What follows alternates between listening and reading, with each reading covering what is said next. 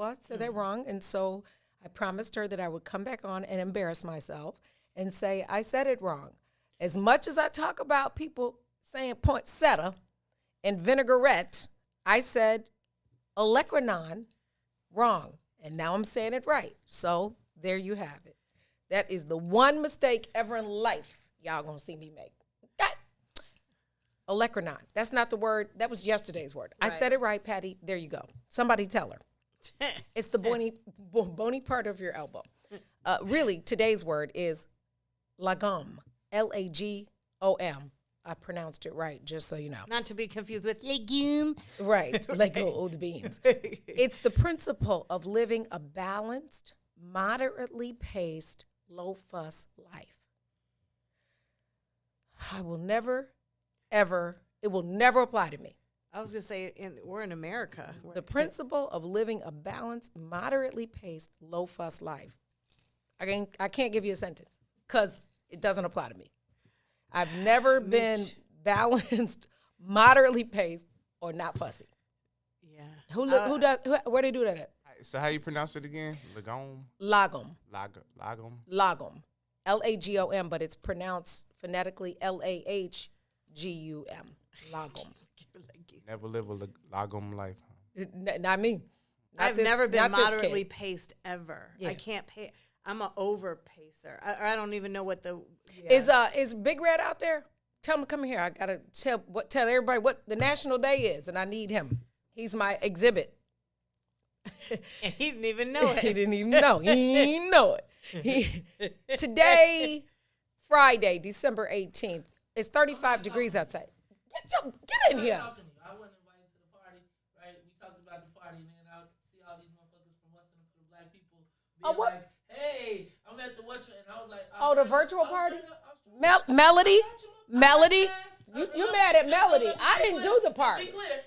I didn't do the party. The genesis of our last beat.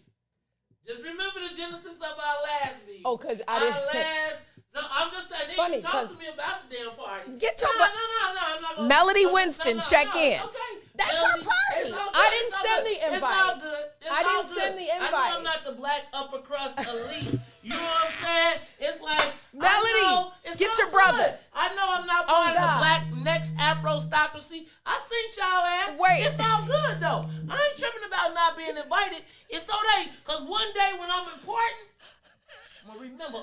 Wait, somebody wake Melody up. Here's the thing. Here's the thing. That's Melody. You can't be. I'm gonna go post the pictures of Melody from last Halloween when we had a fight over this, right? You wasn't even talking to me for a year. I wasn't. Wait, can you wait? So wait, that's a teaser right now. A freestyle Friday. What? Do tell. What? Wait, no, because I don't want y'all to fight. Yeah. Oh, I ain't gonna. Now you know. Get in here. You're my. Did you read the song? Don't slam the door. Look, Melody Winston. Hold on. Let me tag her. I can't even see you two fighting. Who, me and May? Like, for that long. Oh, yeah. I didn't speak to him. Y'all want to know? Yeah, Since he brought it up, you want to yeah. know why I didn't speak to him? First of all, y'all saw him in here raging. It's National Ugly Sweater Day.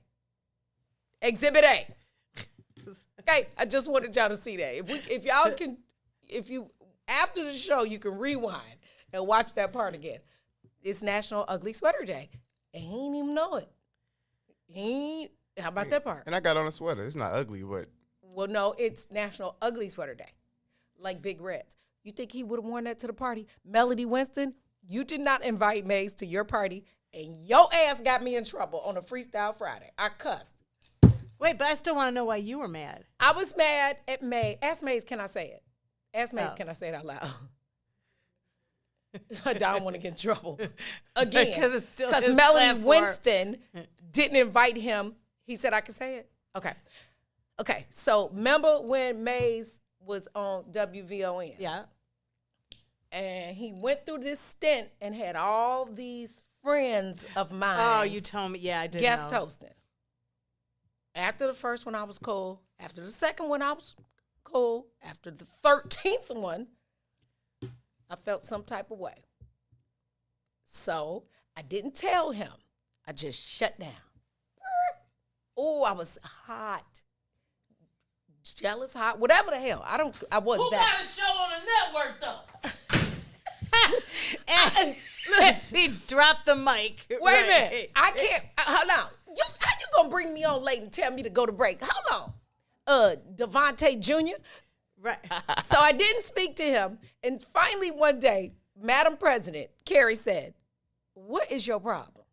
And I was like, "I'm salty. Like, I ain't speaking to him." She said it to you like yeah, that? she was like, she texted me like, "This is a problem. Y'all family." I was like, "I feel some type of way." She said, "Well, did you tell him?" I said, "And I'm not. He's going to have to call me."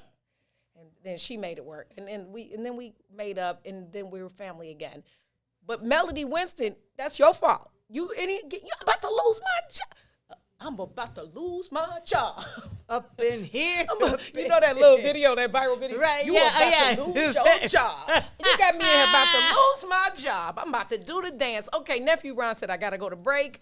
National Ugly Sweater Day, Olecranon, Lagom, 35 degrees outside. I'll tell you whose birthday it is when we come back. This is the Book of Dawn. It might be the last chapter. No, never. Never. We'll be right back. WIIFTVPM. Where my steppers at? This is retired State Senator Ricky Hendricks. This is my new song, Be My Christmas. It's on my House Party CD, produced by house music icons King Farley. It's available on my website, HollywoodHendricks.com, various streaming platforms, and CDs. The album also has songs like We Getting Lit and Rona Money. Get the House Party CD in time for Christmas and New Year's Eve. This is our new song, We Getting Lit. Just in time for New Year's Eve. Happy holidays, Merry Christmas. Go to HollywoodHendricks.com and get my music. Let's bring in 2021. Ricky Hollywood Hendricks. Don't forget me, y'all. This is the king of house music, Farley Jack Master Funk, and I endorse Hollywood Ricky Hendricks. Let's go to work.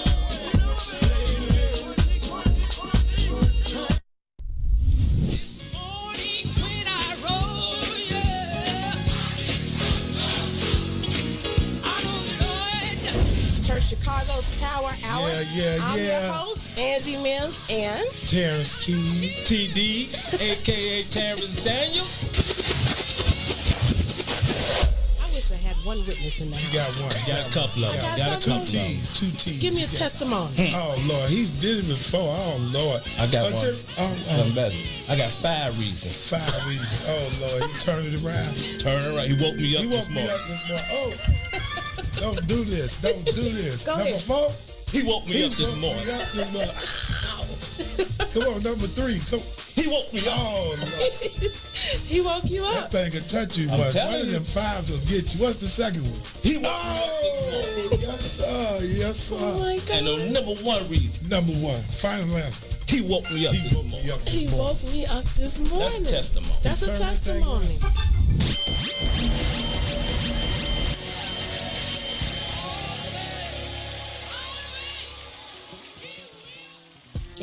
testimony. Yeah, man. Ideas, man. You don't have to find me.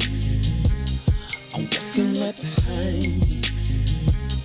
It's so clear to see that you wanna be free. You don't have to find me. I'm walking right behind you. It's so clear to see that you wanna be free. Let's go. Standing my ground, I can't mess around now. It's like my time is in a bottle, captured by your love, yeah. Now I know women's got this thing going on.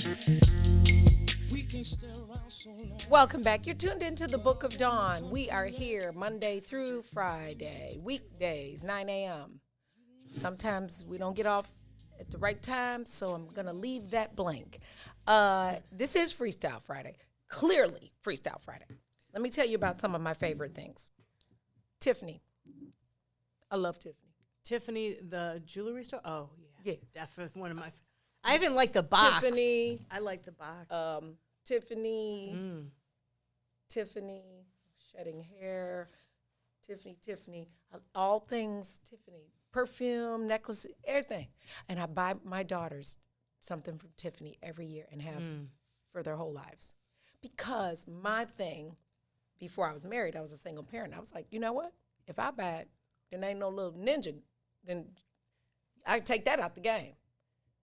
He cannot impress my kids because I'll do it. And now Mr. Milhouse does it. So yeah. So they like little ornaments on the tree, the little Tiffany bags. And the boxes, the bags, everything with Tiffany. And they have they have a cologne and a perfume now. It's I love Tiffany. If anybody's I'm not asking for cash out, but I love all things Tiffany. Another thing I love, one of my favorite things is tea. I brought my tea box from home. I love tea. I like good tea. I like good gossip too, but I'm talking about this kind of tea. These teas, these are specialty teas. Kim Sparks and Teresa sent me these. Oh, wow. Yeah. Everybody knows I like tea, so tea with cream, the spot of cream. I'm that kind of tea girl. And one of my other favorite things is, this is so dope. This is a gift that Sandy Robinson gave me from the Godfrey in Essex. It was created by Penthouse Sweets Chicago, which is a dessert bakery. This is called a celebration box. Everybody knows that I love butterflies, and everybody knows that orange is one of my favorite colors. So when I got this box, she hand-delivered it. I opened it up, and inside of it, it's empty now, but inside of it was all these cool custom desserts, all designed with butterflies and orange hearts.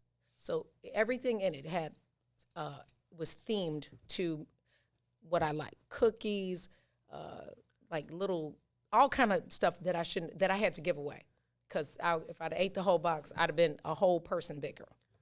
You opened it up. I hope y'all can see this. Oh, it says Dawn. Listen to this. This is Sandy's voice. Lady Milhouse, my friend, thank you so much for being such an amazing friend to me and an amazing person towards Shy Gives Back. So I wanted to give you something. It's not the Book of Dawn, but it's the Box of Dawn. You enjoy all of these wonderful desserts. They were definitely made with love and given to you out of love. Oh. Love you, my friend. Enjoy. That's so sweet. So her voice is box and of love. she sent me the Box of Dawn, and it's got all these butterflies. Wow. And look at all that. Very cute, right? That is super cute. Very cute. So if you would like to send somebody a celebration box, you can go on Instagram at PHS Dessert Bar and tell them what's in it for the black people and the Book of Dawn and Sandy Robinson sent you. I'll put the thing in there. It's so freaking cute, you guys. That is really cute. Isn't that super cute? T, Tiffany, and Penthouse Sweets. Yes, happy birthday to my good friend Charles Oakley. Happy birthday, Brad Pitt. Happy birthday, Christina Aguilera. Happy birthday, DMX, Angie Stone, and the dopest broad in the acting game, Cicely Tyson. Love me some Cicely, baby. Black does not crack. I love Cicely Tyson. And happy belated birthday, Brad Sellers. I'm sorry, I forgot to tell you happy birthday yesterday. Oh, and the Godfather, everybody's uncle in Chicago. Oh yeah, him, George Daniels. Yes. Happy 115th birthday, George. No, he's still 50. Also, I forgot to tell. Oh shoot! Look at that. It came out that box. See this shirt? It says the Book of Dawn. I got big. My boobs are really big today. It says the Book of Dawn. Look at Ron. Sonya, Ron's like, yeah, they are right. I'm looking at this shirt. Sonya made this for me. Oh, Sonya's wow. creation. She sent it to me. That's awesome. So I said, I'm gonna wear that tomorrow. Yeah. And it's orange and it's so I was, me and my color game. So I wore my vest and my jacket and kick of the day. I threw it back. Got on orange sneakers. No. Princess Reebok from the 80s. Okay. I found it. These came out in the 80s. Look how clean. Oh, you know I love, baby. Can't wear dirty white sneakers. No dirty sneakers allowed. DWS. I got a question for y'all. Okay. Tell me some stuff you shouldn't say on a first date. Do you go down? No, I mean, let's start with race. This is what's in it for the Black People Media. That's a big topic. If I'm out with a guy and he's white, it would be super inappropriate for me to say, I don't usually date white guys. Yeah. That's not, do you need to say that on the first date? No. Probably not. Because if you're with somebody, you're with them because there's something about them that you like. Obviously, right? How about how much money do you make? Yeah. I think that's a big no. I think you should never talk about that, like what your status is or what, like a female that, well, what kind of car do you drive? I dated a guy, and those that know, I dated a guy that we dated for a long time, but one of the red flags that I didn't pay attention to was I was waiting tables. But I was hustling, right? I was waiting tables, still doing all my event stuff, and in graduate school, and had 2 kids in private school. So I was good waiting tables. You know what he said to me? When are you going to get a real job? I said, okay. You know, he was smart, educated, you know. I don't want to say his name. I love him. But he said, when are you going to get a real job? I said, what utility companies do you pay at your house? He said, ComEd, People's Gas. I said, okay. I do too. They take, yeah. So right. They take all forms of payment. I never understood that. I said, a real job?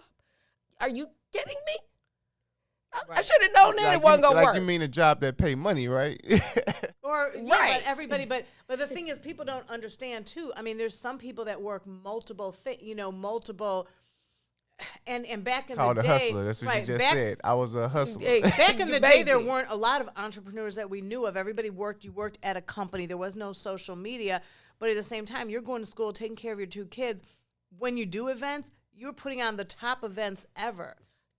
Bringing home a bag, securing a real bag. When we did celebrity events, we didn't have the guy that played, the bagger number 3 in the movie. We had the real people. We had the real celebrities. So, yeah, people are just kind of funny how they judge you. Miss Shannon said, don't say this on a first date. Hey, what you think about marriage? We're going to take a break. Yeah. Let me know what we should not say on a first date. We'll be right back. WIIFTBPM. WIIFTBP. Media's just for you and me. WIIFTBP. Media's just for you and me.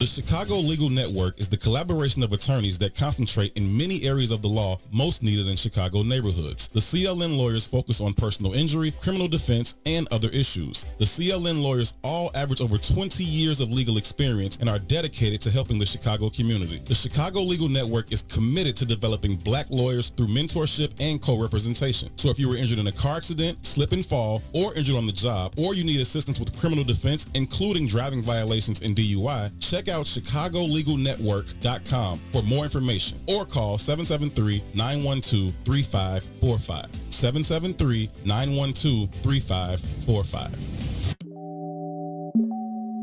Yeah. Ooh. I miss your kiss. Oh, your kiss is one of a kind. It feels so nice. Girl, you do it right. I miss. Ooh, oh,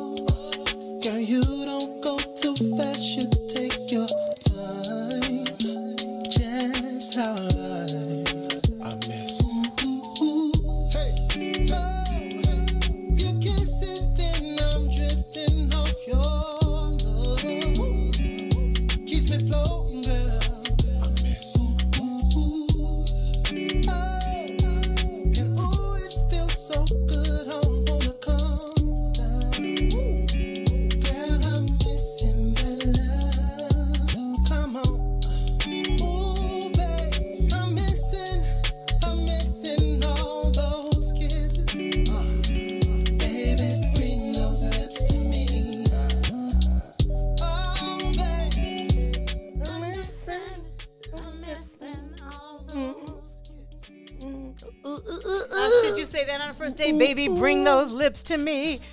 No. Right. That's a what I booty say. call. Yeah. That's Tommy Davidson. That's You're later. right. Yeah. Crystal Rose said, do not talk about your exes. That actually, when I Googled it, that's probably one of the number one things on everybody's list. Don't talk about your ex because you're going to be another ex. Auntie Vivian said, how many kids do you have? Yeah. Speaking of that, okay, I'm all over the place. It's Freestyle Friday. Speaking of that topic, I'm on the way in. I'm driving Mr. Milhouse's car this week.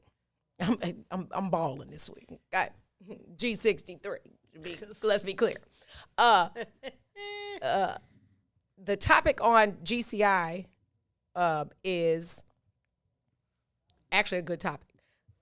A dirty snatch. I just dirty snatched it. The topic is one of the hosts' cousin is dating a girl who has 2 kids. The cousin already has 3 kids, and the guy that's in the relationship, he's been seeing the girl for 3 months, and he said he's not buying her kids gifts for Christmas. And so the question posed was, should he? And the responses were all over the place once, but it brought up an interesting topic. Yeah. I'm going to say, if I'm dating you, first of all, you wouldn't know my kids at 3 months. Right. Like, that's not a thing. But I'm going to also say, if we dating, you going to pay for something. Right. Just put myself out there. Anyway, let's get back to my question. Politics. What do you think? I don't think you should talk politics. No, I think you should keep it politics. simple on a first date because, Why not politics? Politics and religion, leave it out. For the first date, though. First date? The first date, though, you're supposed to just take it light. You should just meet, have a drink, have a quick bite to eat. Don't even go to, keep it, I don't know. You're supposed to keep it get to know each other a little bit before you dive into some of the stuff. Yeah. I know Gina might go opposite if she comes on Monday because she said you should put everything on the table at first. But I think for a first date, when you just get to know somebody. So I got a question since it's Freestyle Friday. Let's go. How long what is an appropriate first date? How do you think? How long should it last? It depends on the chemistry. Yeah. I, as a girl, think that personally that men like to chase. And so I, being, Dawn, DH, Teflon, one of them girls, right. I would cut it, if I know he digging me, I'm going to cut it short. Because you're going to have want them, leave them because you're going to be a little more. thirsty. Yeah. I'm not going to give you the whole cup of water. I ain't giving you no ice. I'm going to give you a corner. You mean like, dang, she dope. And I'm going to make you call me. You're going to call me that night because you're going to be like, I just wanted to see if you made it home. So a girl giving it up on the first day is a red flag. She's a hoe. Well, I don't know, but there's some people I know that did things the very first date and they're married for 30 plus years. So I don't know. I mean, I think that's a very odd. No nookie on the first date. Yeah, I mean, I wouldn't do it. No but nookie on the first date. I wouldn't do it, but I know people that haven't and that works for them. Or it depends, too. Are you talking about somebody you just met for the first time on a first date? Because what if you're friends with somebody and they know you? We're not going from 0 to 100 real quick. We're not doing it. I didn't have sex before I got married. Well, I had sex, obviously, before I got married, but Wilbur and I did not have sex. What if you knew somebody for a long time, for years, you guys were friends, and you all finally decided to date? Would that be anything different if you knew this person for 12 years? Nope. I mean, I agree with you. I agree for me personally, but I have friends that have been all different, How about, it just depends. How about telling somebody, I think I love you on the first date? No. Take that back to the Partridge Family. I think I love you, so what am I so afraid of? How about telling somebody, I'm really not looking for anything serious? No. Definitely red flag. Don't tell them nothing. Right. Less what if is somebody more. said, I carry a knife and I like murder mysteries? Okay, bye. I'm going to go to the bathroom. Right, and then you find the little window or the exit door, be like, should you tell somebody if you Google them before the date? Never. But you should Google them. Yes. I agree. Yeah, I'm Googling you. I'm taking notes now. Now, I do that at parties. So when Steve Bardo and I helped Steve do his the Final Four parties in different cities, and there were guys that, you know, when people claim to be ballers or claim to be this and this, and you're like, yeah, really, are they just saying it? So there was a few people, and I went in the back room and Googled them, and they were legit. One wasn't, but the other ones, you know, have you ever done that too? I ain't going in the back room. I'm going to Google you right in front of you and bring you right on to the, let's do that part. How about, you remind me of my mom or you remind me of my dad? No. Why would you want to kiss your mother or dad passionately? Right. That's not a good one. How about if you eating and somebody says, a guy says, you got a good appetite. Like, you calling me greedy? Right. Yeah. Are you a salad girl? Are you a salad girl on the first date? Are you a salad guy? Somewhat. You want, or you just want to take little bites. One thing I would say to ladies, never order the soup. I was with somebody, it was like our second or third date. I got French onion soup. Why is it, okay, you platform, the breastises, catch stuff. I was so embarrassed. The soup spilled all down. Later, he was like, oh, that was sexy and it was cute. I was so embarrassed, but I made fun of myself, and it was a fun person. We ended up dating for a long time, but yeah, I would suggest do not order soup on a date. Not good. Jeremiah said, what about asking them, I want to know everything tonight. Tomorrow's not everything. Promised. like what? I have a very good friend. She lives in Atlanta. She met a guy on one of the sites or whatever, and she likes him, and they like each other. And she was so excited to tell me that she went and they had all their tests done. Like that, she had a whole, like they hadn't hugged, they hadn't done anything until they both could bring current. But that's not a first date, though, right? Would you do that? Would you pop it out on I a don't first know, date? like, because, like, Computer Love, I don't know if, don't they date on the sites or something? Like a virtual date? Don't they? Well, I don't know the process of Computer Love. that. Like, right, she said that's amatch.com, like Computer Love. Look, Zap, he was prophetic. Yeah. He made that song before we had computers. Yeah, but isn't dating on social media Computer Love? Like, or if you're doing virtual, especially during COVID. It's either Computer Love or Mr. Computer Catfish. Telephone Man. Right.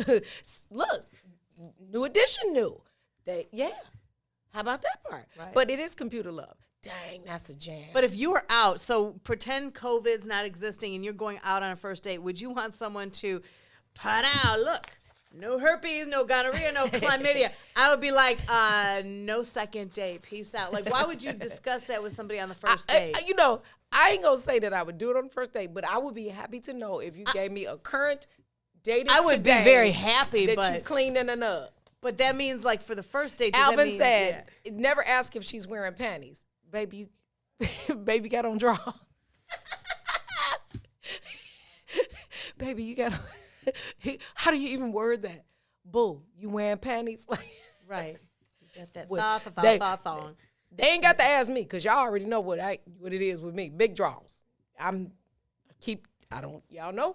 I'm just, hey. Big drama. I got big draws on, and I don't carry yeast infections because I don't wear thongs. I don't buy wedgies. I'm not doing it. A thong is made to put on in the bathroom and run to the bed and have sex. Take it off real quick. I'm just telling you. Okay, sorry.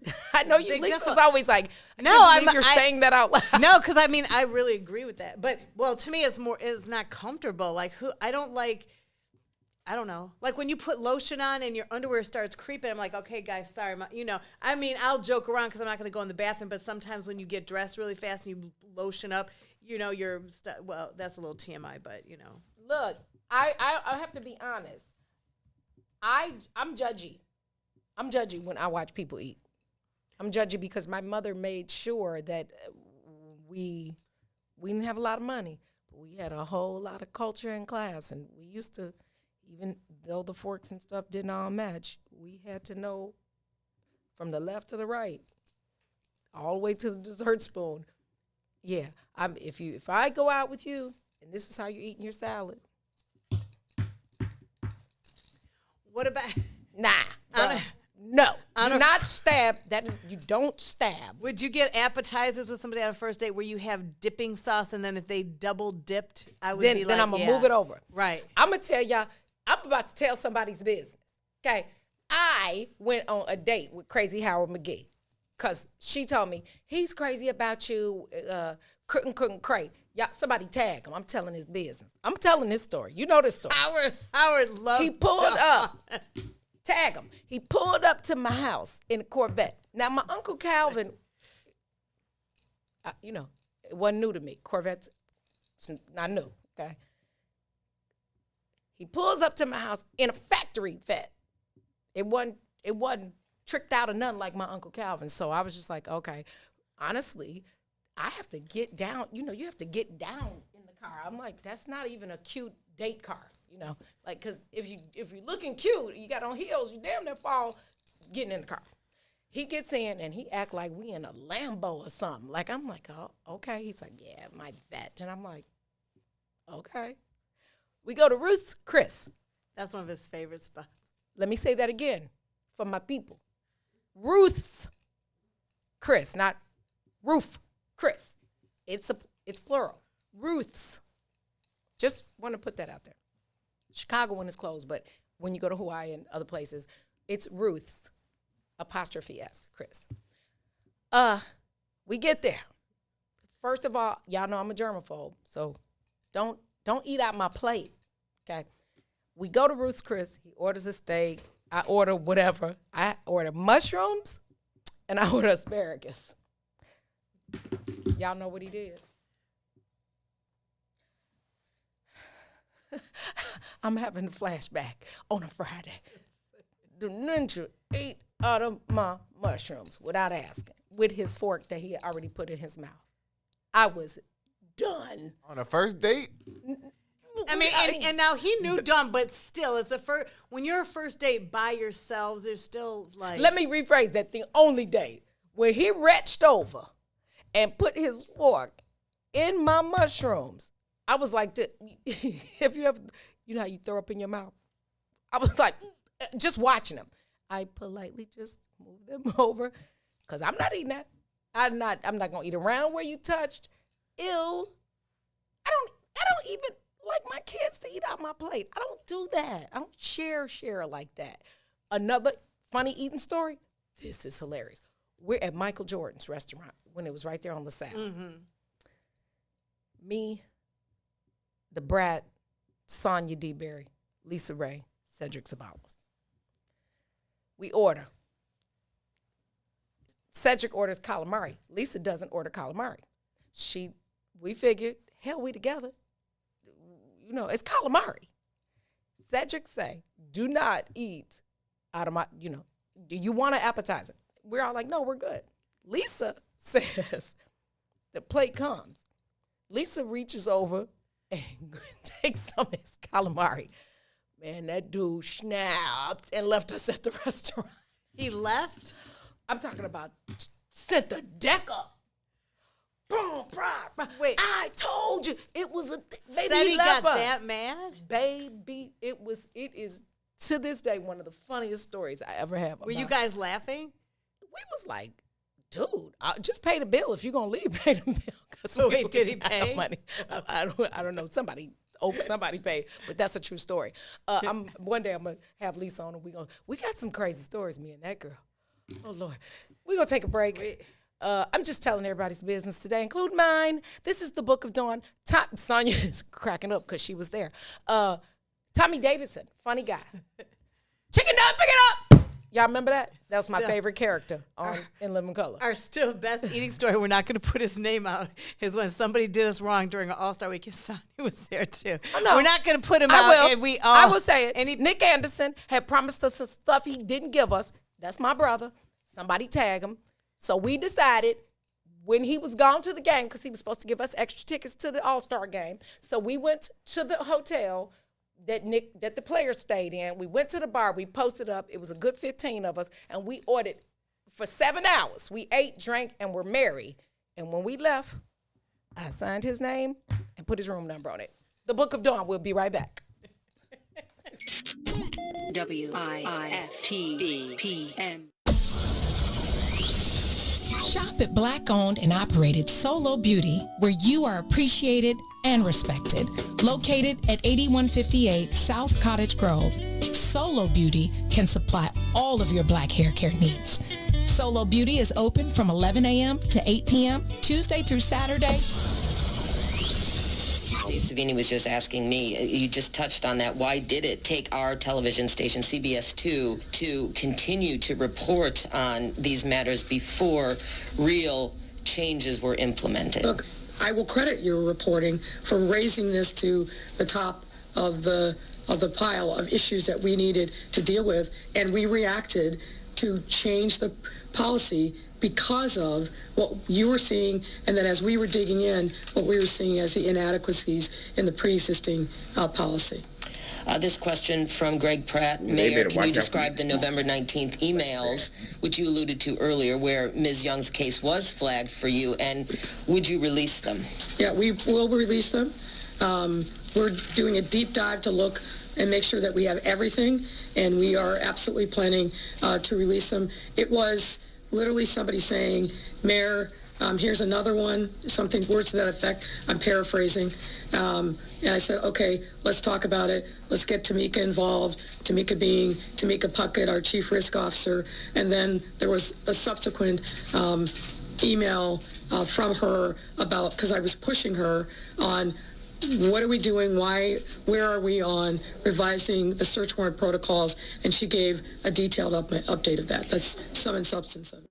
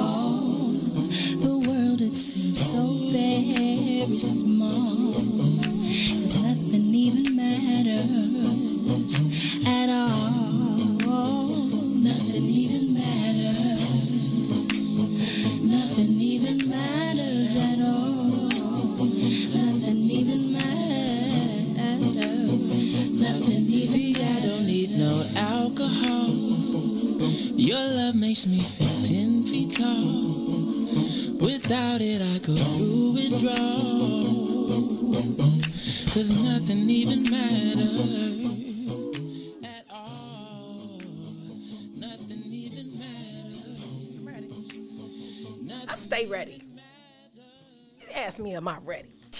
I'm born ready, bruh. Welcome back. You're tuned into the Book of Dawn from the What Center for the Black People Media Studios. I am Dawn Milhouse. She is Lisa E. Nephew. Ron is in the building. Yes, sir. And somebody else is in the building. Good morning, sunshine. Is that on a Freestyle Friday? Is that the man himself from the Snacking Shack, Tommy Davidson? Man, one of the most hilarious people in the world. Oh, I love him. Stay on Strawberry Steak, pick it up. Pick it up, pick it up. That's my favorite. That is literally my favorite. And I see two people who are definitely in Chicago because y'all got y'all ski vest on and the whole nine. Y'all ain't playing. Just in case you got to run outside, you ready. Hey, I just said I stay ready. Tommy Davidson. Hey, you know. Welcome to the Book of Dawn, comedian, actor, Emmy Award-winning show in living color, which set the foundation for a career that is continually evolving. Now author, had a hardback book that's going to paperback and going to be released this month, right? The paperback is. The paperback. But that hard copy, that's available now for the holidays. You know, we released in February, in Black History Month, and then COVID hit. Oh. So this is right on time because now it's the holidays. So that was the purpose of the thing anyway. Okay. Was to be able to give a nice, good, strong, balanced spiritual and emotional gift to the reader. You see, the purpose of the book was for the reader to observe how I transcended through all the different situations in my life and was able to still become the person that my mother wanted me to be. Let's talk about that a little bit, because there are things when we watch you as fans, we never know what is beyond the surface of that person, and the things that you have done I would never associate your upbringing with who we see, and how you have evolved and used that as strength to pour into what you actually do. So in your memoir, you discuss your life story. Can you share that with our viewers? Yeah. My life circumstances, how I came into this place, is I was left in a pile of trash as an infant, and then found randomly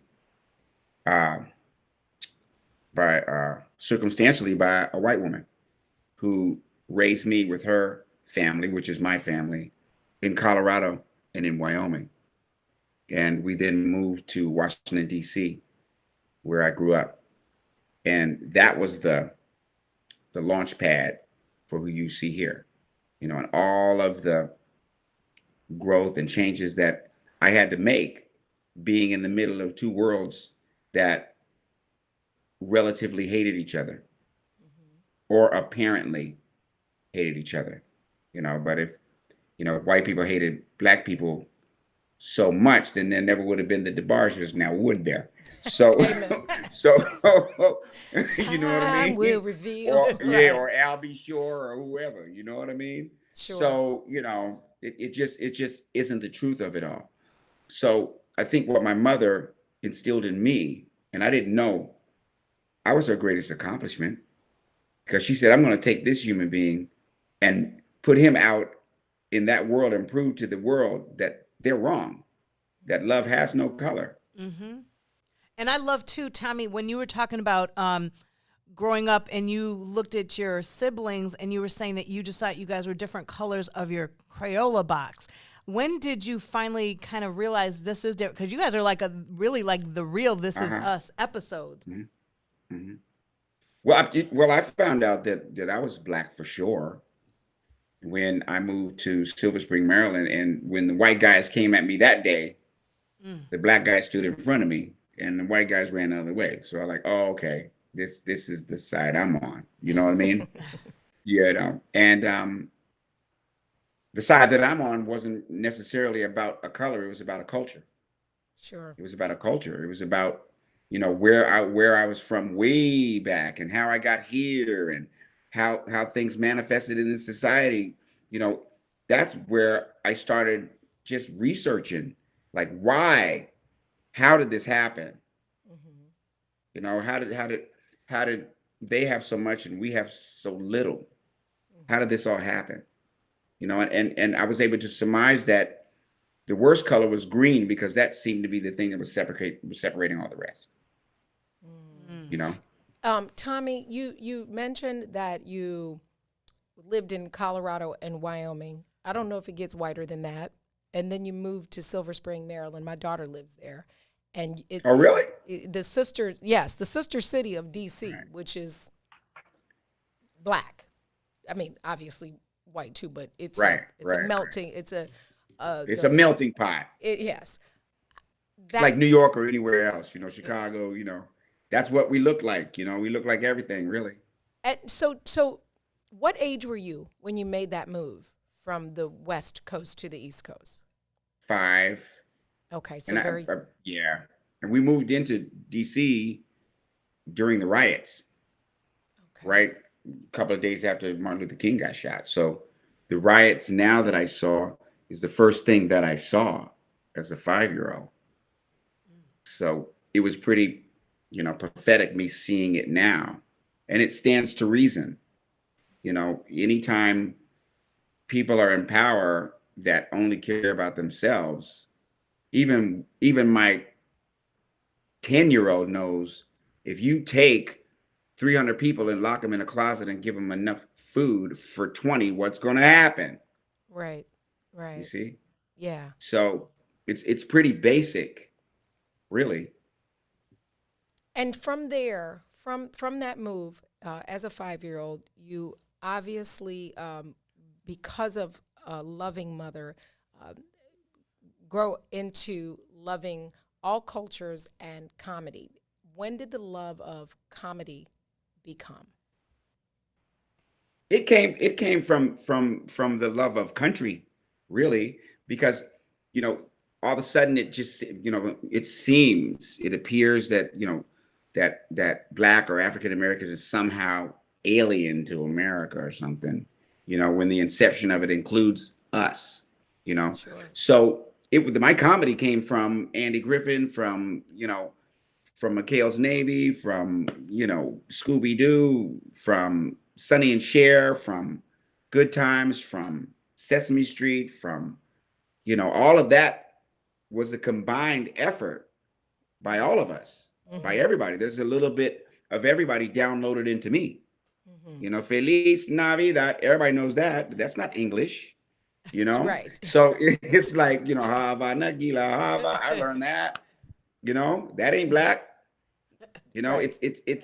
It's so I think my humor came out of that, but I didn't want to be a comedian. I wanted to be a singer because I was really talented singer, and I was influenced by everybody from Michael Jackson to Led Zeppelin to, it was just natural for me. I wasn't even thinking comedy, Really? but I did have a little clue. Okay. I would be at the table with my family, and they would all of a sudden just laugh at something I said. So I went to my mom, and I didn't like that. I said, "Why are they laughing at me?" She said, "They're not laughing at you." She said, "You have a way of putting things, Tommy, that makes people happy so fast. They laugh before they could even think." And I thought that was pretty cool. I didn't want to be a comedian still, but now that I look back at it, she was right. And that's what it was all about for me. To go from my circumstances to be able to have some kind of instinct to make people happy. Because you would think it would be the opposite, right? Sure. But it's kind of like it's kind of like the microcosm of Blacks here in the United States.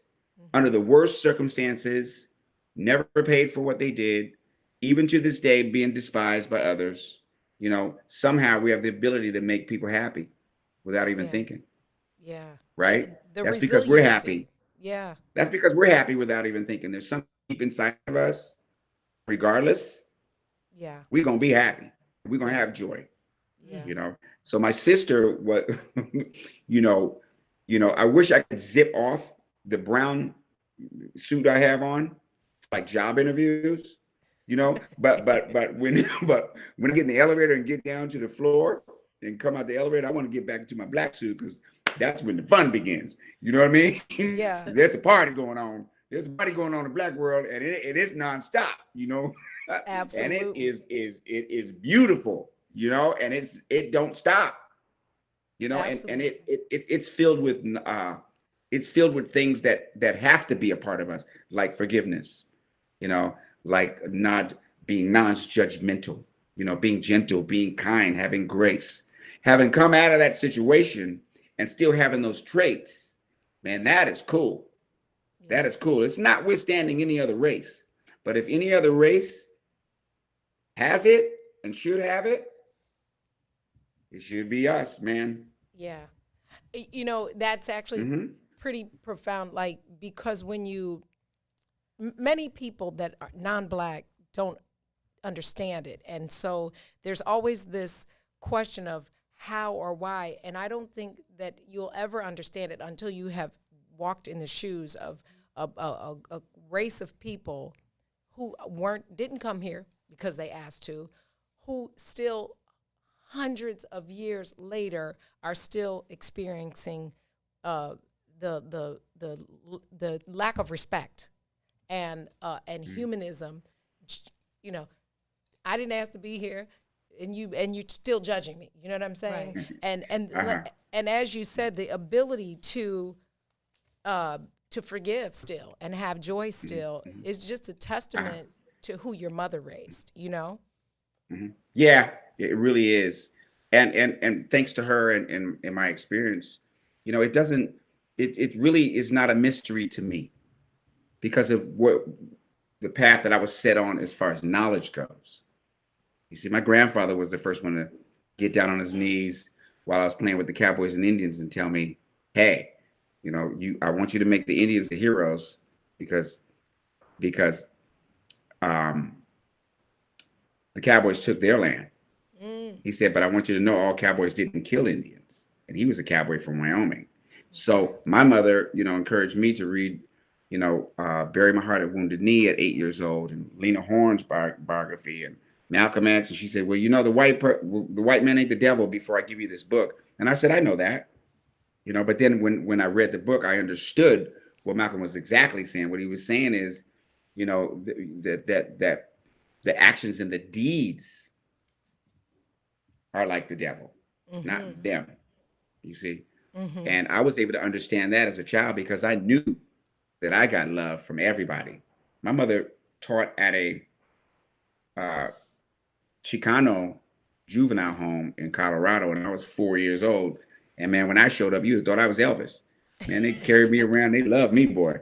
And yeah, I got love from all, and it makes total sense. Racism makes total sense to me in this country because it's not really about race. It's really about resources. It's really about, I get to have this and you don't, and the irony of the whole thing is, well, how about this? The real situation is I helped you build up what you have. Your ability not to share it with me, that's up to you.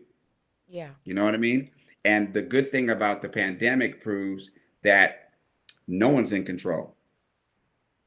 This is the first time that everybody just stopped, looked at the TV and watched somebody get their knee on somebody else's neck and saw who did it. I used to think, oh, he could never part the Red Sea, but he sure did send everybody to the TV and see that boy could not breathe. Yeah. And so everything else followed. Yeah. That didn't have to do with the U.S. Army. That didn't have to do with Trump. That didn't have to do with anything. That had to do with something that we can't do. Yeah. Yeah. Tommy, let me find out that we're gonna say actor, comedian, author, reverend, and senator. That's too much responsibility right there. I gotta make sure everybody get the little crack and the grape juice. It's just you show up and why ain't nobody got no white gloves on? Oh, Tommy, speak, church finger, And Tommy, for Yeah, everybody watching. Oh, go ahead, finish what you're saying. No, I'm with you. I'm with you all the way. I was gonna say you've done so much over the years. You're one person that stays the same. You and I have had these conversations. I've known you. We've been friends almost 30 years. And we've talked about some of our friends that sometimes are a little bit more Hollywood-ish after so many years.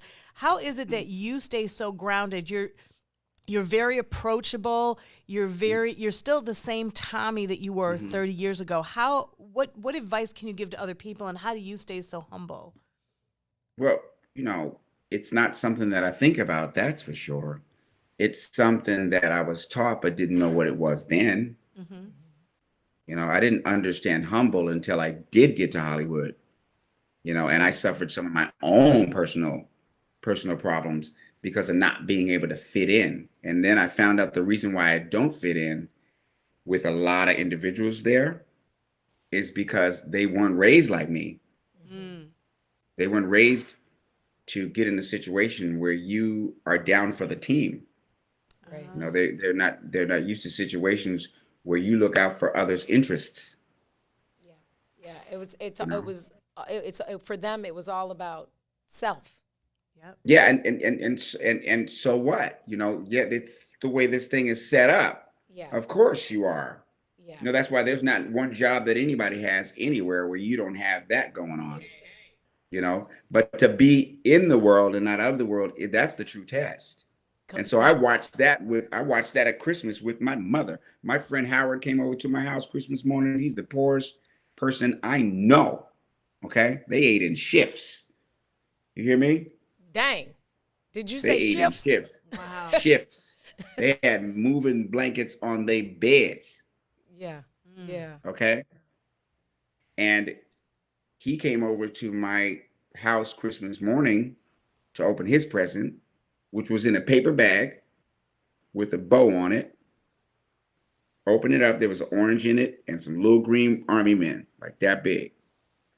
And my mother said, "Come here." And I was like, "Oh, here we go." Because I used to think she was crazy. Yeah. She said, "Give him one of the watches you got for Christmas." And I was like, "What?" She was like, "Give him one of the watches you got for Christmas." I was like, "Why?" She said, "Because you have two. Your grandparents gave you one and I gave you one. So pick the one you like the best and give him the other one." I was mad. How about years later, I'm 18. I get a job at a Ramada Inn as an assistant chef. I call Howard.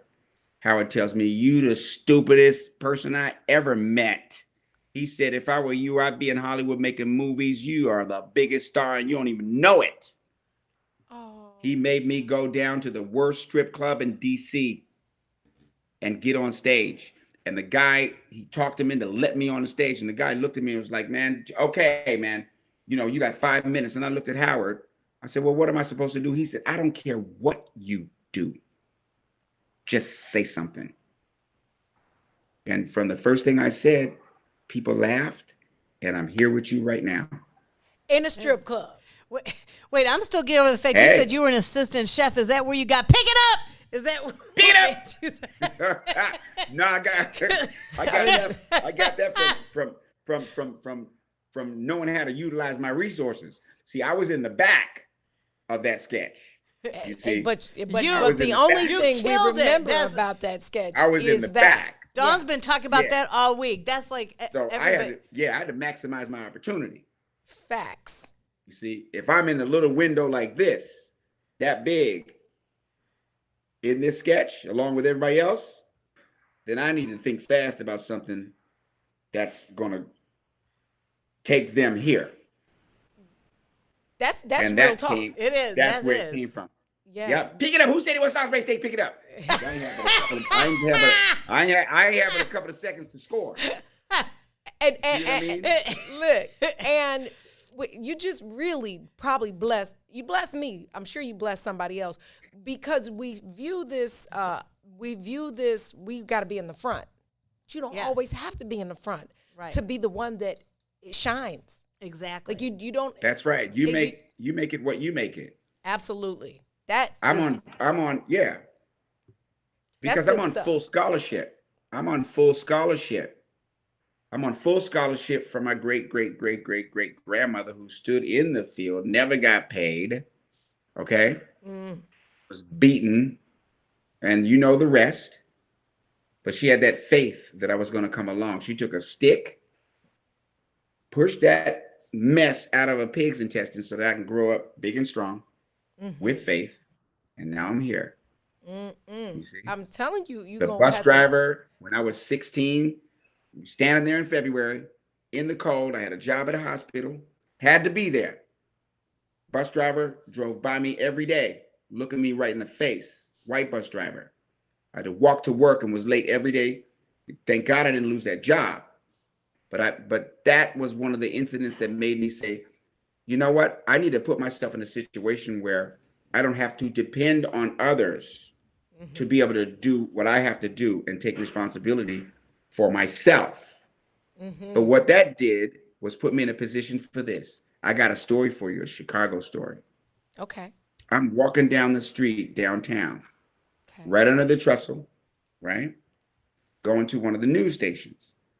And it was a brother at the bus stop. And I say, "Hey, man, I love your shirt, man." He had on a shirt that had Marvin Gaye's face on it. Okay. Okay. He said, "Hey, man, I love your work, man. Thank you, man." He took the shirt off his back. Wow. He had a shirt under it. He did Chicago. He took that shirt off his back, and he said, "Here, man, that's all you." He said, "That's for what you did for me and my family." Really? Well, bring. Okay. What? He took the shirt off his back and gave it to me and was like, "That's for what you did for me and my family, man. Appreciate you." Wow. Now I was standing at the bus stop, right? Okay. Back then, remember? Mm-hmm. And that came from the bus stop. That right? that was the full circle. Well, it's really the full circle because who did he pass on to me? Mother, there's too many of you crying, right? He passed that on to me, right? Yeah. Don't talk about my father. God is my friend. Jesus is my friend, right? Yeah. Oh, mercy, mercy me. That all things ain't like they used to be now, right? Right. Where did all the blue skies go? Poison is the wind that blows from the north and south. Woo, right? Where'd it come from, right? Right. Right? Right. Are they still getting down where we used to go and dance? Or with a ball club with a pennant, do you think they stand a chance? And tell me, friend, how in the world have you been? Oh, what's happening, brother? The shirt off his back. Off his so back. there's a spirit that's stronger. There's a spirit that's stronger than politics. It's stronger than money. You know? Yeah. It's stronger than COVID. I keep, You know? Tommy, you're going to keep making me call you a preacher. Look. Reverend Davidson is in the building, but it's all facts. I'm a proud Christian. When people say, "What sorority are you in? What fraternity are you?" I say, "I'm a Christian. That's my sorority." Yeah. And the faith I of a mustard. I embrace Christian. Yeah. Yeah. I embrace Christian principles. Absolutely. I embrace the principles. You know. Yeah. And the principles, if those principles could carry us to where we are, then to me they're real. Yeah. You know, but everybody gets their own choice. I do know for a fact that there's some things that just are. You know, you can put concrete sidewalk down and still you'll see it cracked and the blade of grass will be growing right on up through it. So there's something to the whole thing. Yeah. You know, but today is the last day I have until tomorrow. This is the best one right here. The gift is the present. What we got. Oh, I love that. Yeah. See? Huge. Yeah. And if we spend time on things, I say all the time, if it's not going to matter in 5 minutes or 5 days or 5 months, why take from your own joy worrying about it? Because you cannot change it. Yeah. And it's hard not to.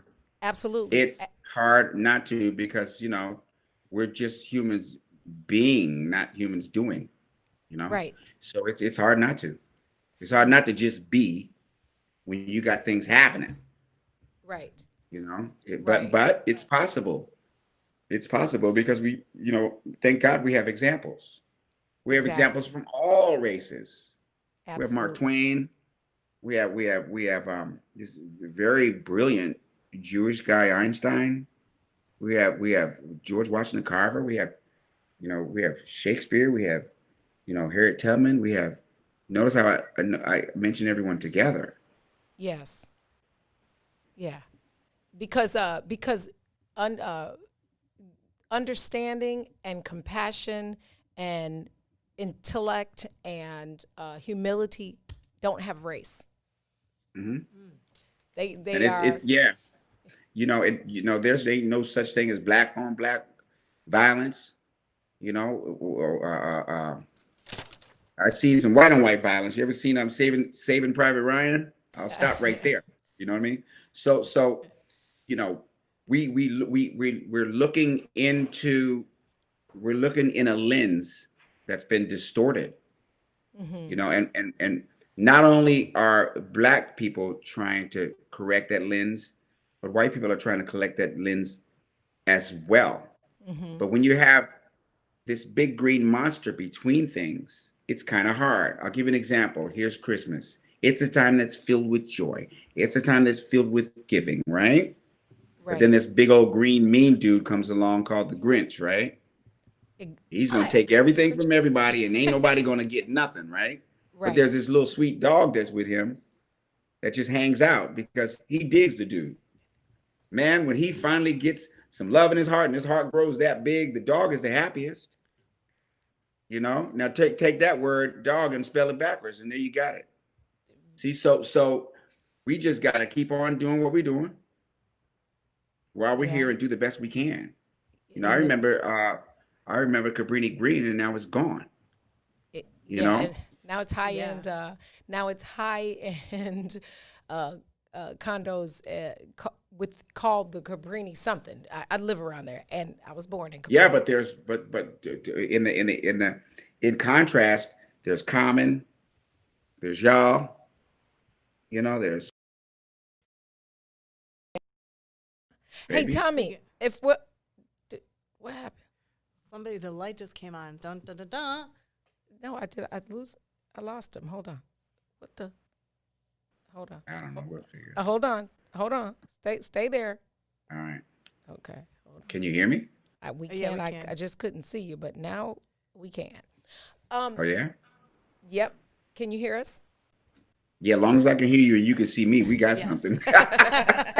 We got to go. Hey, Tommy. I'm gonna tell you a story about the day I met you. Oh, please. Our good friend, may he rest in peace, Derek Thomas, was in Chicago. Oh, wow. And you were here with him. Yeah, my best buddy. Yeah, that I was just telling Lisa, I said, I met him. My best friend. That was one of Donnie's bestest. Hands down, 5'8", forever. Yeah, and what he did with his life in that short period of time. Absolutely. You know, and he was all about other people. He was all about other people. My whole experience with the NFL all came out through him, you know. Yeah. I am one of the most fortunate people walking with the things that have come my way. You know, I was in Bozo's studio. You can't tell me nothing. Right.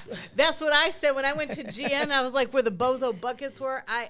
I'm like, Bucket Bonanza, are you kidding me? Right. There's A-list actors walking. I'm like, oh my God, it's the Bozo bucket. I was so excited. Tommy, it's Freestyle Friday. You already freestyled. You did the medley. Yeah, I'm digging that. We might clip that and replay that. Because I feel like that was kind of a jam. But you said you're a singer. Would you like to bless us with a song? In Tommy's voice or Sammy Davis? Oh, well, he's got to do some Sammy too. You know, we're not gonna. You know. Well, ladies, boing boing. That's easy. And Lisa, you know how much I love you, babe. I'm just gonna take out my high and just dedicate that one to Lisa herself. You hear me? Now, this little.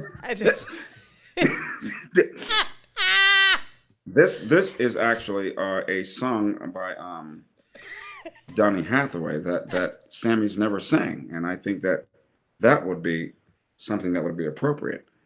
But for some reason, I'm going into Obama as well, and taking that opportunity to say that I was in Chicago and a politician in Chicago and went from there and blew up, just like Oprah Winfrey blew up. She's got a girls' school in South Africa and not one in Chicago. Okay, so back to Sammy. Hang on to the world as it spins around. Just don't let that spin get you down. Things are moving fast. Hold on tight and we might last. Take it from me, someday we'll all be free. Yes, we will. Whoa, yeah. Take it from me, Sammy D and Tommy D. Someday we'll all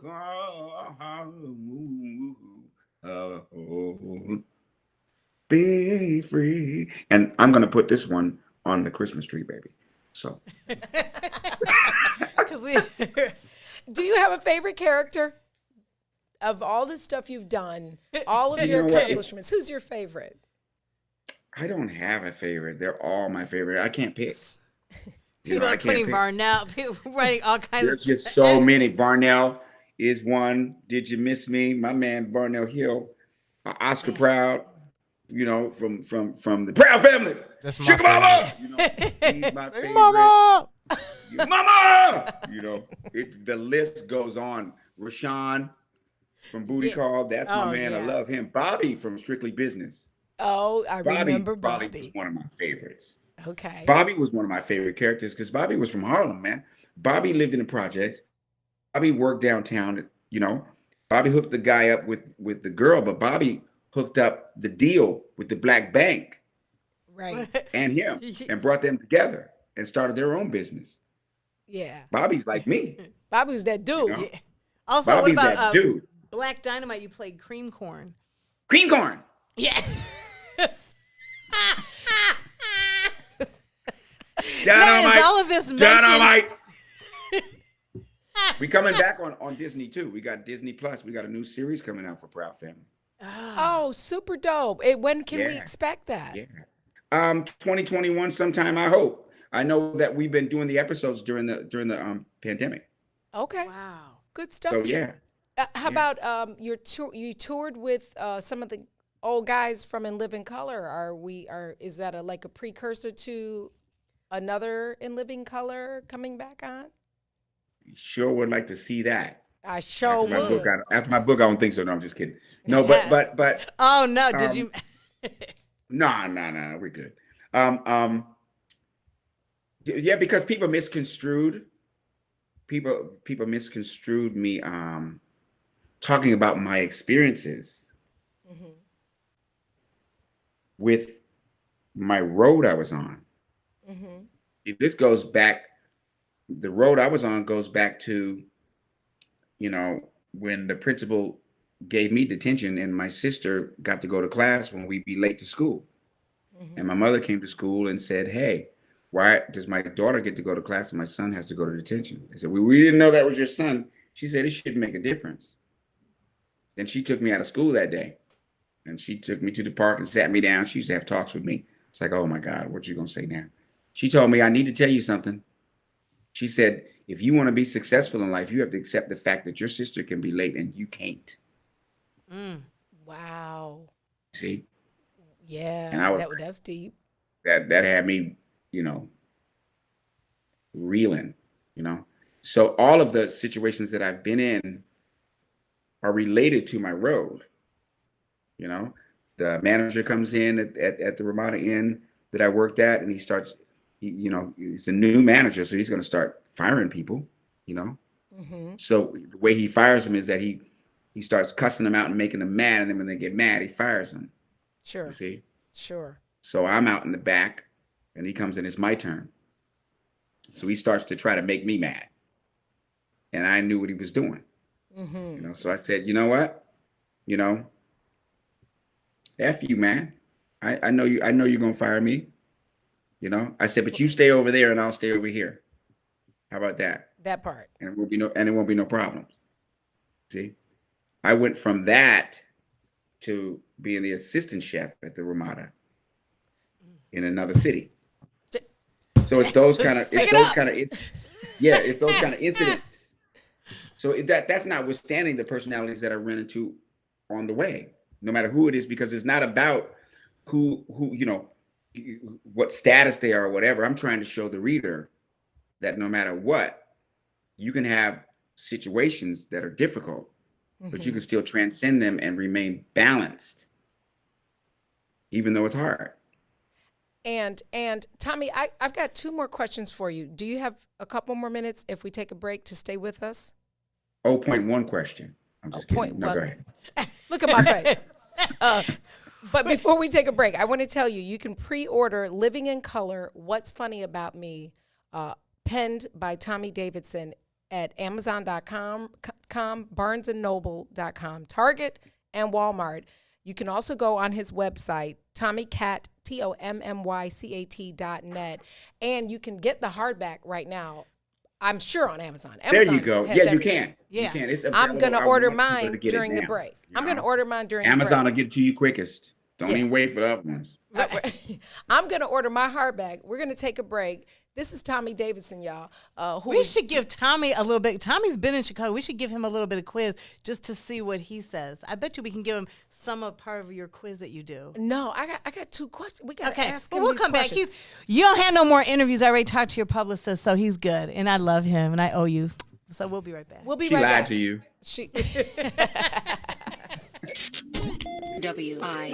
WIIFTBPM. Maze Jackson. If you could make up a social media holiday, what would it be? Randy said National Don't Let No One Put You Down Day. No one. What you gonna do? So when they say something crazy, you slap them? Be like May said. Remy said a Jukathon Day. Man, we about 60 years old.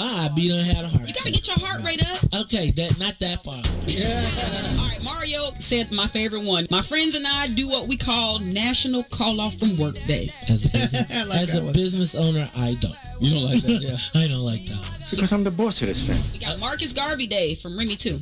Oh, Marcus Garvey Day. All right, what will we do on Marcus Garvey Day? Call off from work. I'm going to need you to go ahead and come in tomorrow. That would be great. Okay? Yeah, right. Every black holiday has something to do with calling off from work. You're cool. I'm out. How about National Join a Positive Black Organization Day? Because I don't want to be recruited. I don't want to be recruited and the brothers be like, thank you. Thank you. How about National Tell White People the Truth Day? Tell them how you really feel. You can't handle the truth. Why don't we call that National Black People Get Locked Up Day? I'm going to tell them there's an African-American man threatening my life. Hello. The most dangerous show in the morning.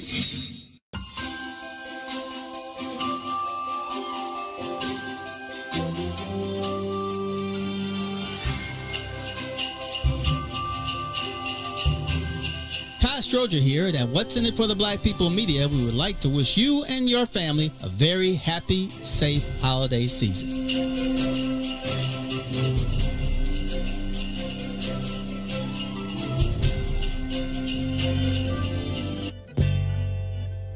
Hey, you want to hear something that to the sight? You know what I found you last night? Just when Mama turned out the light. I went in the living room to see what the noise that woke up me. And I saw him by the Christmas tree. Santa Claus is a black man. Santa Claus is a black man and he's handsome like my daddy too. Santa Claus is a black man.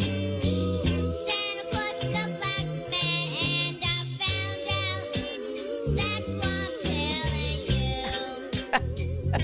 you. Santa Claus was a black man. That is that commercial tickles me. Welcome back to the Book of Dawn is on a cute. Freestyle Friday. That's so cute.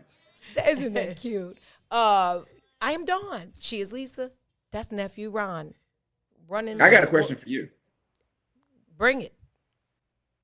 Are you a Roxanne Shante? Am I Roxanne? Can I rap? Is that? No, you her in real life. The real Roxanne. right. I feel like yeah. Well, people have said, "Do you Roxanne? I want to be your man." Right. People have said, yeah, they do like Dawn. So People don't like me. they do all the time. Yeah, Tommy. People know I'm the hookup for everybody. There's a question in the thread about your real parents.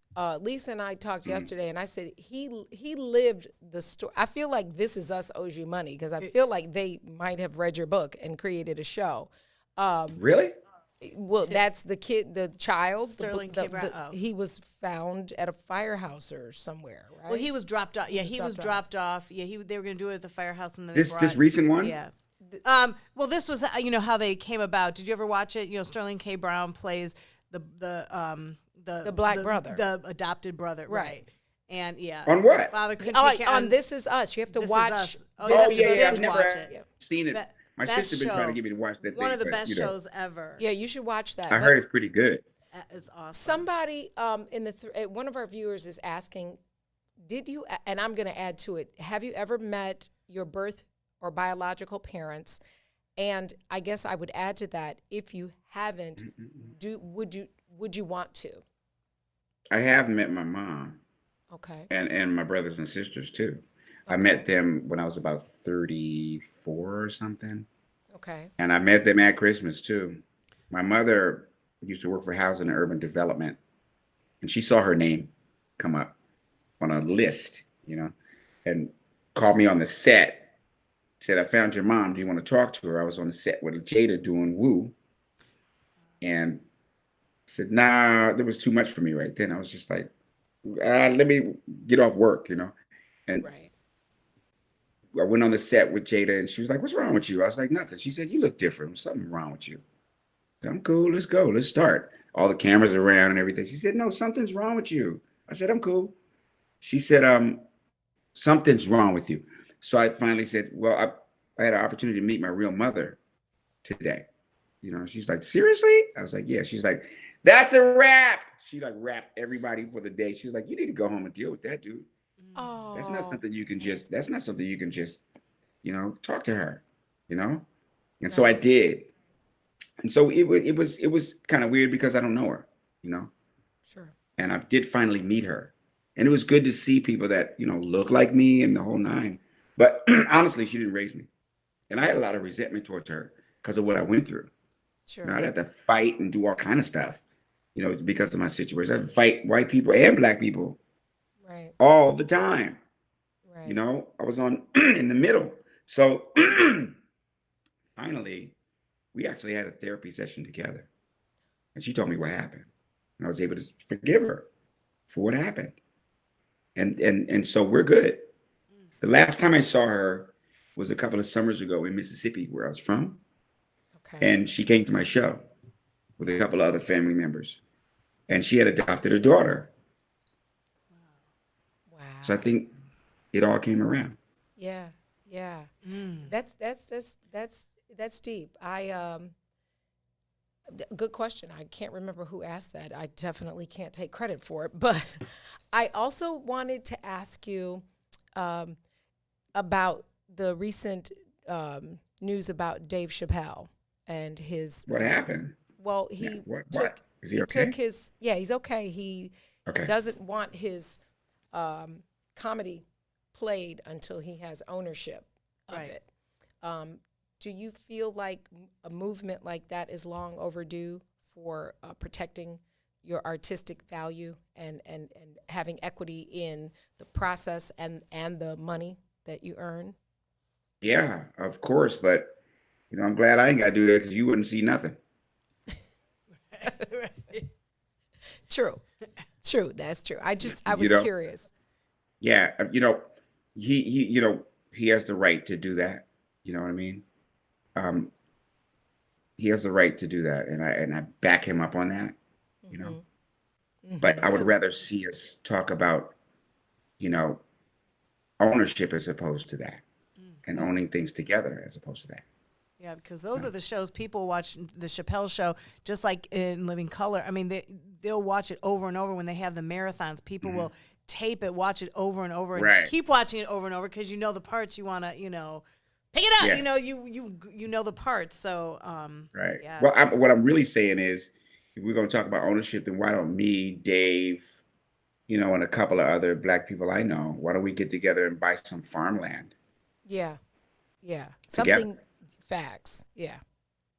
I mean, if we're talking about ownership, let's really do that. Yeah. Do you have a favorite? That's nothing on him. I'm just saying, hey, the word ownership is appealing to me. You know what I mean? Yeah.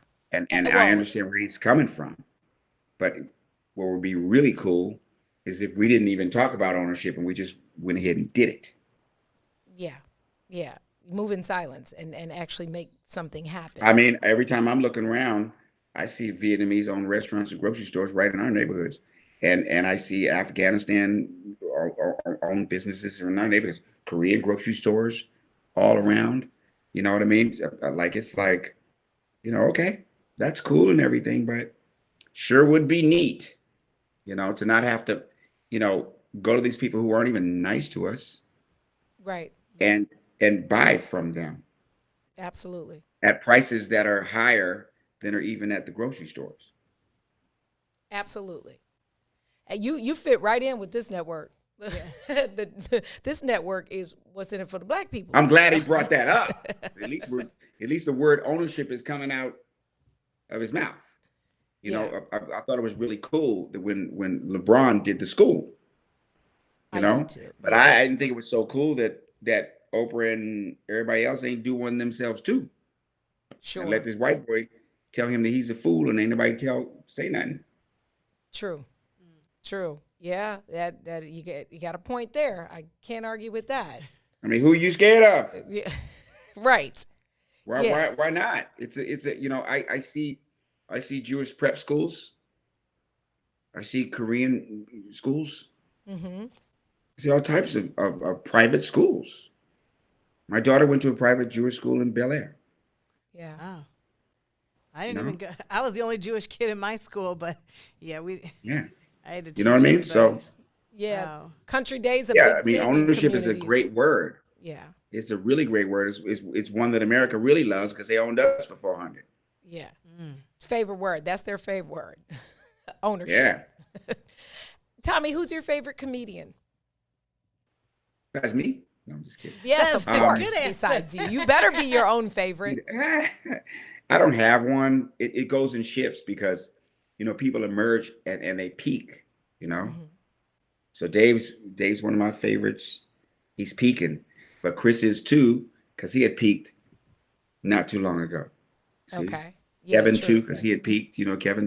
Kevin's up in there. Then there's Richard Pryor, Eddie. Then all the greats. So I guess my favorite comedian I have to say is the Creator because he's the one that throws it all down. That's the funniest one I know. Right. Because he got Oh jokes. my goodness! You want to have some jokes? You want to have some jokes? Have some jokes. Have some jokes because from him. Woo! He's the biggest comedian. Now we're smoking. Right. I was in Afghanistan, and one of the soldiers, lost his foot. So they asked me to come to the hospital and say hi to him. And I'm going, what the heck am I going to say? Mm-hmm. So I get written a script from above, and not even know it. So I just said, you know what? I'd like a little help with this, Mm-hmm. So I opened the curtain, like a show, right? Okay. He's behind the curtain. And I open the curtain and the kid is there with tubes all in him. And he opens his eye and sees me at the corner of his eye and shoots up in the bed and goes, "Oh my God, what are you doing here?" And was smiling. I said, "I was going to ask you the same damn thing." See, that's comedy timing. Yeah. That was, yeah. That is. Wow. That's just good stuff. Just FYI, I just want you to know I did order the book on the break. I don't have it tomorrow. Nice. And it'll be here tomorrow. I'm going to talk. I want an autographed copy. I'm going to have to talk to the powers that be to get my autographed copy right on my. You're talking to the powers that be. I know. Girl. I'm going to call you after the show. Tommy, you notice when Lisa's being sexy, she do this little voice change. I peep it. She's always like, gah, gah, gah. And then she said, I'm going to call you after the show. You notice that? But I wasn't trying to be sexy. Tommy's like the brother. Tommy's like. I ain't say you was flirting with him, but you definitely changed your voice. Yeah, I was trying to change the voice, but. Yeah. I'm going to call you after the show. I'm going to call you after the show. I'm like, Nephew Ron, do you notice that she does that? Yeah, I'm paying attention. Yeah, she's always like, and then, I'm like, you about to sing? I got jokes too. I tricked Jamie Foxx when Jamie was in town, and I called him pretending. Talk about Jamie. No, I'm saying greatest comedian on the I'm saying my jokes welcome. with Are my. you kidding me? That's my boy. With my Vera. I know. Hi, Tommy. It's Vera. We got to talk about Jamie with Jamie. No, I was saying. Done, pick it up. I was saying I could do Vera. I was going to joke with Tommy. Because I could do the but don't reboot for In Vera. Living Don't- Color, no. too. We don't want you to do that. That ain't got nothing to do with Jamie. Why not, Yeah, that ain't got Tommy? nothing to do I with can Jamie. do it Just don't fine. Amen. Yeah, don't say do that that. one more time, Don't do Reverend. I got jokes, too, Kay. Look, Reverend Davidson said, we don't want you to do that. Oh. But I gotta.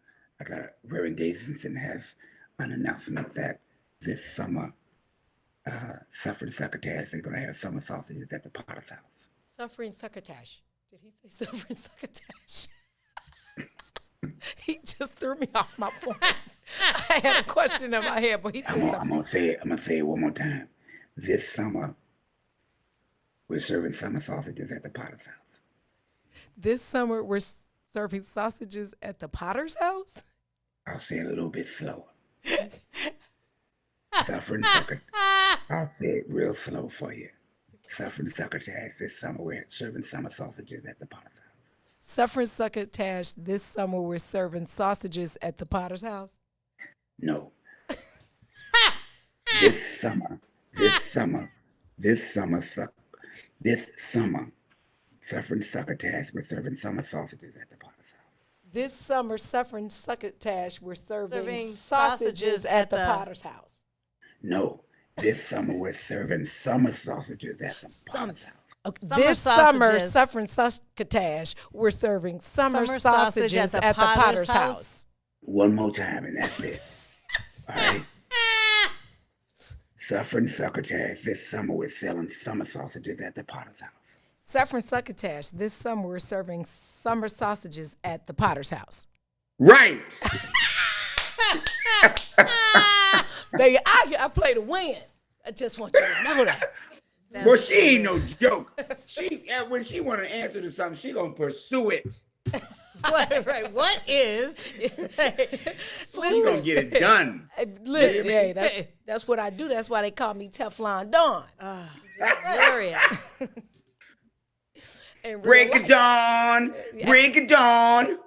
Yeah, go ahead and sing that song, because then I'm going to add it to my intro. Go freestyle. You got 30 seconds. At the break it down, break it down, break it down. We've been through so many eras, you guys. We've been through the era of New Jack, through hip hop, and now we're in this other rap that, you know. Skirt. That era. Skirt. Yeah, this other thing, yeah.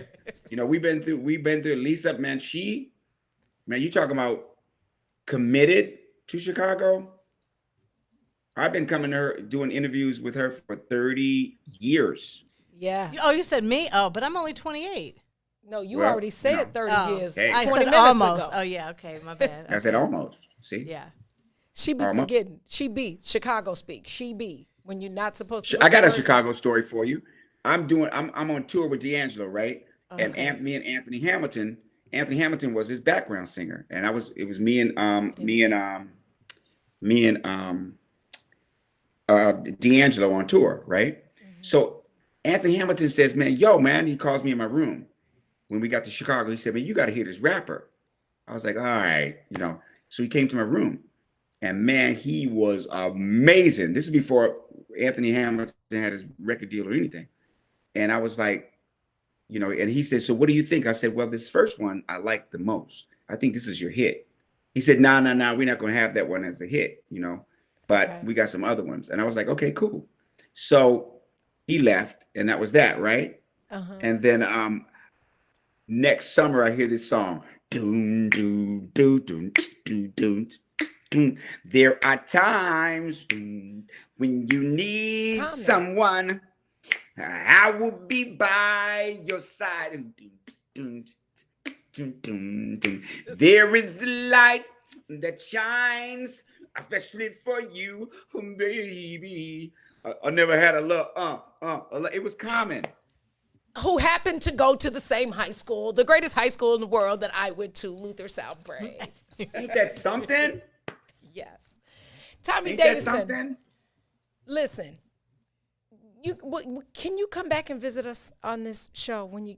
Of course, okay. Of course, because you got something. You got something there. You got something that we need. See. I hope that this COVID has got us woke. Yeah, it's got us woke. I respect because that. the most powerful thing that happened in this COVID, and none of us talked to each other about it.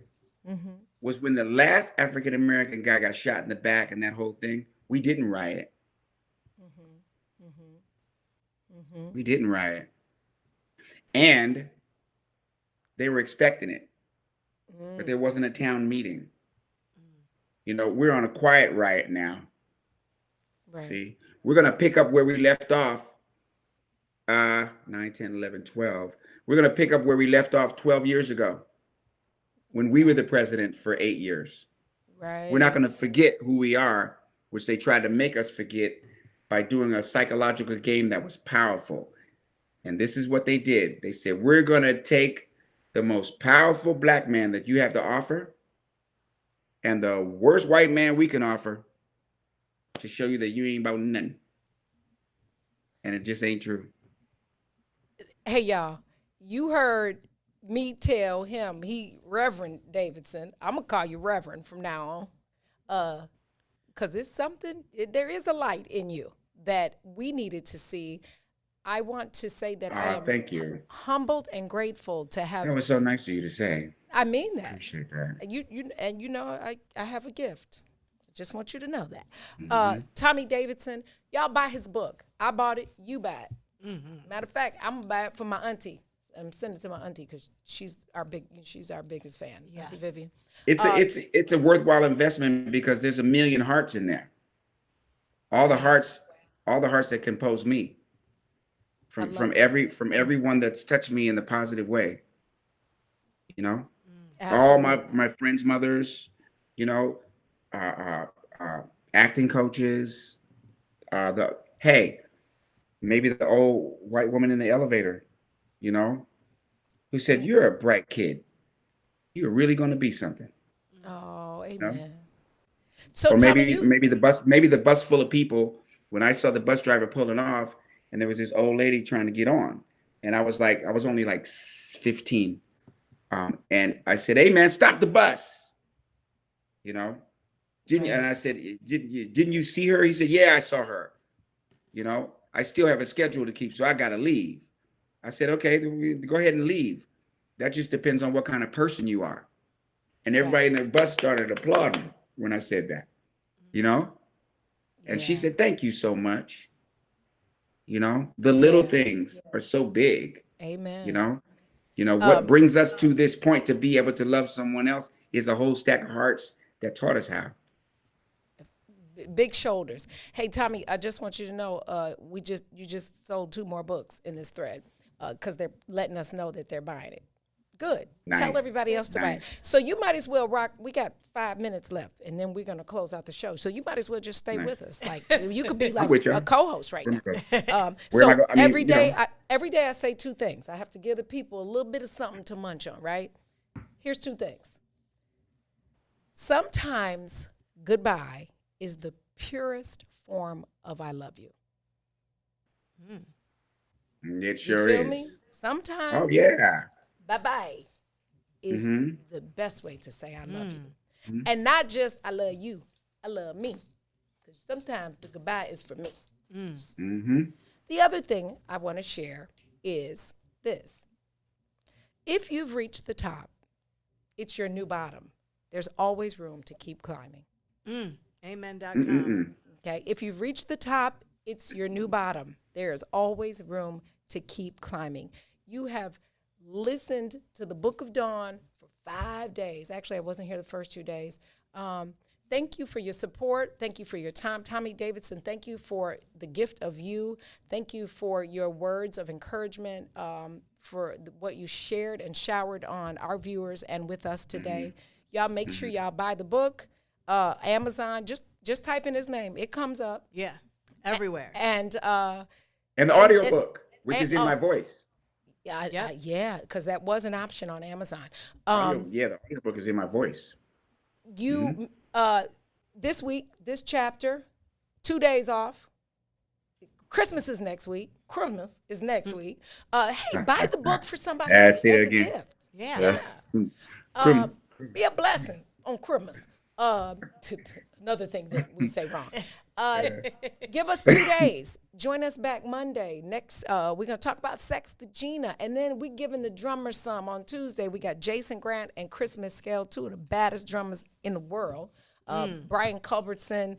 They travel all over the world with the things. Oh, dun dun Yeah. dun dun dun. Who's next? Who's next? The big Salim. Oh, journey into Muwakil's world with Salim next. I wonder if he can say electron that word. That I your can't elbow pronounce. word? Yeah, Oh. my elbow. I'm gonna ask him if he knows that. This is Tommy Davidson on the Book of Dawn. Yay. This is Lisa E. That's nephew Ron. We'll see you Monday. Listen, do something for somebody today. Inconvenience yourself. Yeah. Make an impact. Words, actions, cash, all that. Help a lady get on the bus. Do what Tommy told you. And to when do. you help them get on the bus, buy them a book. Yeah. Buy them a book and give it to them while they're on the bus. And how about this? Y'all know what happens tomorrow. What happens tomorrow? The football game. Oh, yeah. Florida. You ain't got to come. I'm saying that. We love y'all. Peace. And what do? Roll Tide, roll.